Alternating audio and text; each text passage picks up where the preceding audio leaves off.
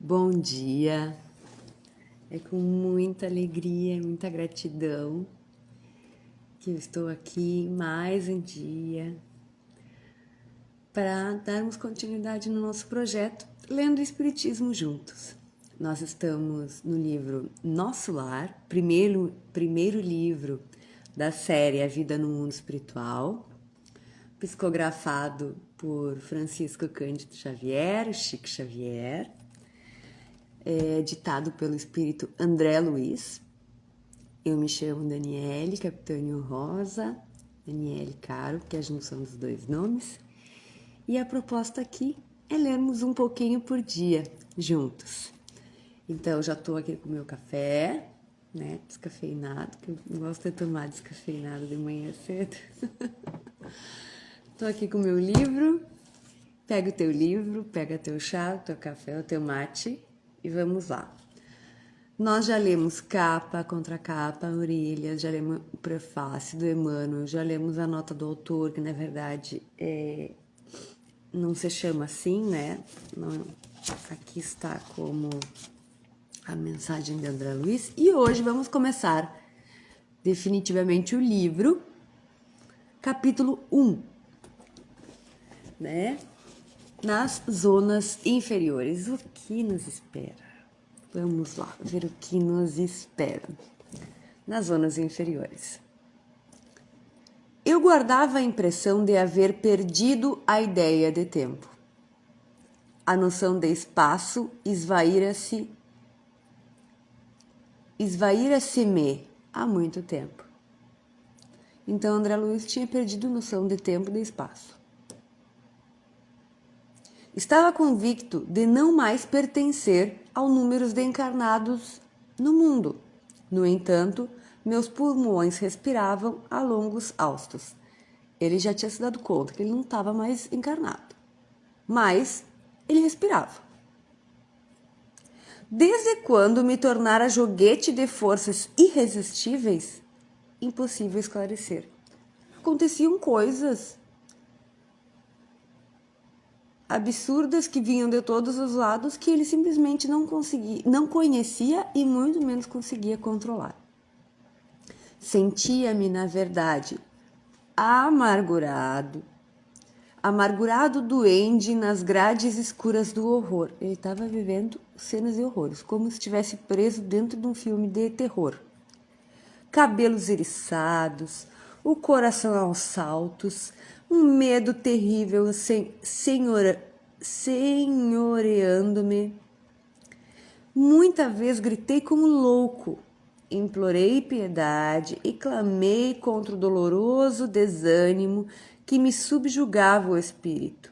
Mas, quando o silêncio implacava, não me absorvia a voz estentórica, lamentos mais comovedores que os meus respondiam-me os clamores.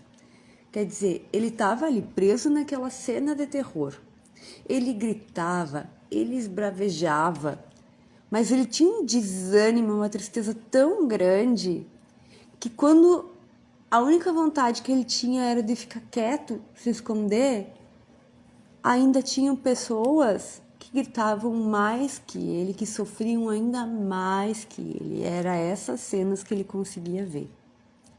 Outras vezes, gargalhadas sinistras rasgavam a quietude ambiente. Algum companheiro desconhecido estaria, a meu ver, prisioneiro da loucura. Quer dizer, ele via tudo aquilo e dizia, ainda tem gente que está pior que eu nessa situação aqui, nesse lugar aqui. Formas diabólicas, rostos alvares, expressões animalescas surgiam de quando em quando, agravando-me o assombro. A paisagem, quando não totalmente escura, parecia banhada de luz alvacenta, como que amortalhada em neblina espessa, que os raios de sol esqueceram de muito longe. Então o lugar era escuro, como se fosse uma noite infinita, e quando não estava totalmente na escuridão, era uma neblina, uma penumbra, né? A estranha viagem prosseguia. Com que fim? Quer dizer, ele dá a entender que ele andava, né? E a estranha viagem prosseguia. Ele buscava algo. Com que fim? Quem o poderia dizer? Ele queria saber onde eu vou chegar, afinal, né? Nesse lugar. Quem pode me dar uma resposta? Ele não achava quem desse uma resposta para ele. Apenas sabia que eu fugia sempre. O medo me impelia de roldão. Onde o lar, a esposa, os filhos? Onde estava a família dele? Perdera toda a noção de rumo. O receio do ignoto e o pavor da treva absorviam-me todas as faculdades de raciocínio. Ele já não conseguia pensar mais. Logo que me desprendera dos últimos laços físicos em pleno sepulcro. Quer dizer, ele entendeu que desde que ele desencarnou e desde então ele está totalmente perdido. Isso ele já tinha, né, conseguido organizar mentalmente. Atormentava minha consciência. Preferia a ausência total da razão, o não ser. Estava doendo tanto que ele não queria nem pensar. Vê que ele dizia que buscava respostas, mas ele mesmo fala que ele preferia nem pensar. De início, as lágrimas lavavam-me incessantemente o rosto, e apenas em minutos raros felicitava-me a bênção do sono. Interrompia-se, porém, bruscamente a sensação de alívio. Seres monstruosos acordavam-me irônicos. Era imprescindível fugir deles. Quer dizer, ele chorava o tempo todo. Chorava. E em alguns pequenos momentos ele conseguia dormir.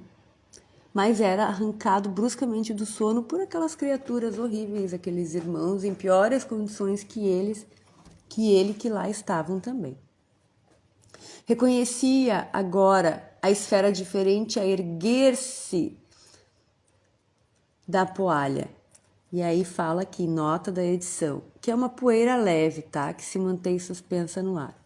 Então ele reconhecia que era uma esfera diferente, que era um lugar diferente que ele via através da poeira ali, do mundo. E todavia era tarde. Pensamentos angustiosos irritavam-me o cérebro. Mal delineava projetos de solução, incidentes numerosos impeliam-me a considerações estonteantes. Em momento algum, o problema religioso surgiu tão profundo a meus olhos. Os princípios puramente filosóficos, políticos e científicos figuravam-se-me agora extremamente secundários para a vida humana. Bom, que ele se deu conta aqui? Que ele estava num lugar diferente. Os pensamentos de angústia vinham frequentemente. Quando ele conseguia ter alguma linha de raciocínio, ele tinha pensamentos angustiantes. Mas ele tentava buscar soluções. Só o que vinha à mente dele? O que tinha acontecido com todo o conhecimento científico, filosófico? Todos os conhecimentos que na Terra ele julgara tão importante. Aqui ele diz, e cadê o religioso? Que eu nunca prestei atenção e agora está parecendo me fazer falta. Ele começou a entender, né? Criar as suas próprias... começou a tirar suas próprias conclusões do que estava acontecendo em torno. Então, essas questões ficaram secundárias, né? Extremamente secundárias para a vida humana. Significavam, ao meu ver, valioso patrimônio nos planos da Terra, mas urgia reconhecer que a humanidade não se constitui de gerações transitórias, e sim de espíritos eternos a caminho de gloriosa destinação. Bom, ele já tinha entendido que a gente não terminava que a gente não termina, que a gente não morre e que os princípios filosóficos, científicos, aqueles, né, não que eles não sejam importantes, mas não são somente. E André Luiz se deu conta que lá eles eram relegados a segundo plano. Então, ele precisava reconhecer, por mais que isso lhe adoesse, né? Ferisse seu orgulho, ele precisava reconhecer que nós não somos gerações transitórias, mas sim espíritos eternos. Verificava que alguma coisa permanece acima de toda cogitação meramente intelectual. Esse algo é a fé. Manifestação divina do homem. Semelhante análise surgia, contudo, tardiamente. Ele tinha se dado conta que existia Deus, que precisava de fé, mas ele estava se sentindo... Ele tinha se dado conta, agora está tarde, porque eu estou aqui e não sei o que fazer. De fato, conhecia as letras do Velho Testamento e muita vez folhear o Evangelho. Entretanto, era forçoso reconhecer que nunca procurara as letras sagradas com a luz do coração.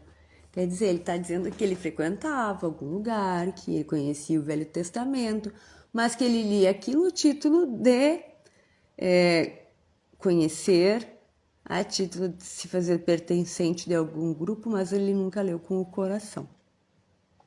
Identificava-as por meio de crítica de escritores menos afeitos ao sentimento e à consciência, ou em pleno desacordo com as verdades essenciais. Noutras ocasiões, interpretava-as com um sacerdócio organizado, sem sair jamais do círculo de contradições em que estacionava voluntariamente. Quer dizer, por ele chamava muito mais atenção ouvir a opinião de pessoas que eram críticas ao evangelho, que estavam ali só no dar contra, né? Achar onde dar pitaco, ou então com o sacerdócio, né? Entender que talvez Igreja Católica, né? Provavelmente, com o sacerdócio. Era quando ele fazia algum tipo de análise. Em verdade, não foram criminosos, no meu próprio conceito. A filosofia do imediatismo, porém, absorvera-me. A existência terrestre que a morte transformara não fora assinalada de lances diferentes da craveira comum. Bom, ele se entregou aos conceitos que a grande maioria de nós, né, absorve, que é do imediatismo, como ele usa aqui a expressão, né? Que ele sabe que ele tem consciência de que ele não foi um criminoso, mas que também não foi superficial, na opinião dele.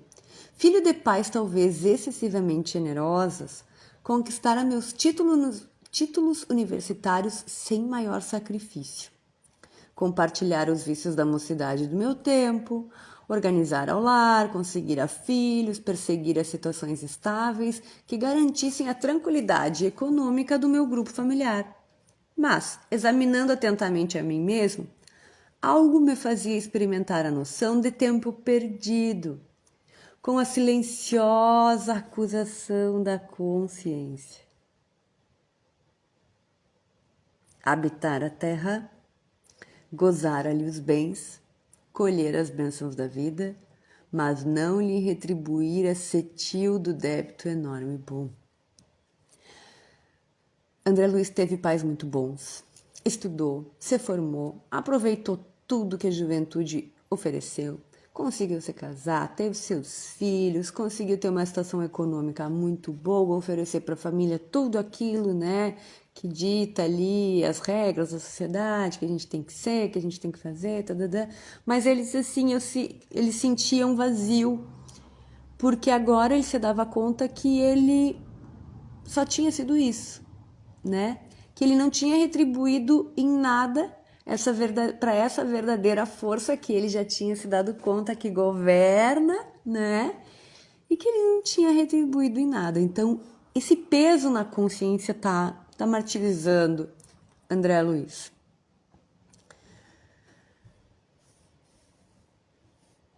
tivera pais cuja generosidade e sacrifícios por mim nunca avaliei. Esposa e filhos que prendera ferozmente nas teias rijas do egoísmo destruidor. Possuíra um lar que fechei a todos os que palmilhavam o deserto da angústia. Deliciara-me com os júbilos da família, esquecido de estender essa bênção divina à imensa família humana, surdo a comenzinhos deveres da fraternidade. Quer dizer, ele teve pais bons, família maravilhosa, mas que ele tão pouco soube como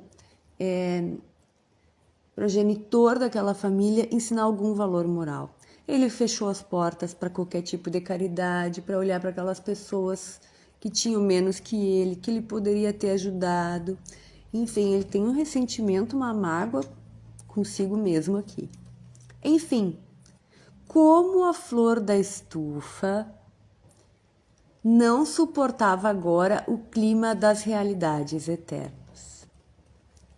Não desenvolvera os germes divinos que o Senhor da vida colocara em minha alma. Sufocara-os criminosamente no desejo incontido de bem-estar. Não adestrava órgãos para a vida nova.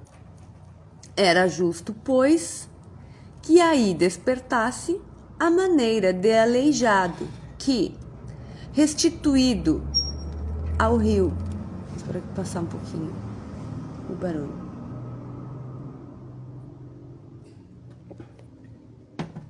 Então, não adestrara órgãos para a vida nova, era justo, pois, que aí despertasse a maneira de aleijado, que, restituído ao rio infinito da eternidade, não pudesse acompanhar, senão compulsoriamente, a carreira incessante das águas. Ou, como mendigo infeliz, que exausto em pleno deserto, perambula à mercê de impetuosos tufões. Então, ele começa o parágrafo falando como flor de estufa. Olha que metáfora linda. Ele quer dizer que a vida dele era aquela vida superficial, mas quando ele chegou na vida real, ele não tinha a mínima condição, a mínima estrutura de ter entendimento, de saber o que fazer. Como ele diz aqui, como um aleijado, né? Que restituído ao rio infinito, ele faz uma comparação com as águas, é jogado compulsoriamente, né? Obrigatoriamente, chega o dia de voltar ao mar e é jogado de lá para cá, porque não sabe que rumo tomar, ou então ainda faz uma última comparação como um mendigo infeliz, né? Exausto em pleno deserto. E o último parágrafo desse capítulo diz assim, é um chamamento para nós. Ó amigos da terra, quantos de vós podereis evitar o caminho da amargura com o preparo dos campos interiores do coração? Ai, que dor, parece que dá para sentir, né? Acendei vossas luzes antes de atravessar a sombra, atravessar a grande sombra. Buscai a verdade antes que a verdade vos surpreenda. Suai agora para não chorardes depois. Então, André Luiz termina este capítulo com esse chamado muito lindo para todos nós. Que a gente busque o conhecimento à luz do coração, como ele mesmo diz. Que a gente desenvolva, que a gente se prepare, né? Não só para conhecer a verdade que é que ele está se referindo, o momento que acontece após, né, a desencarnação, mas também para que a gente tenha uma vida melhor. Obrigada pela companhia de todos. Essa leitura mexe profundamente com a gente. Que nós possamos ter um abençoado dia. Fiquem com Deus.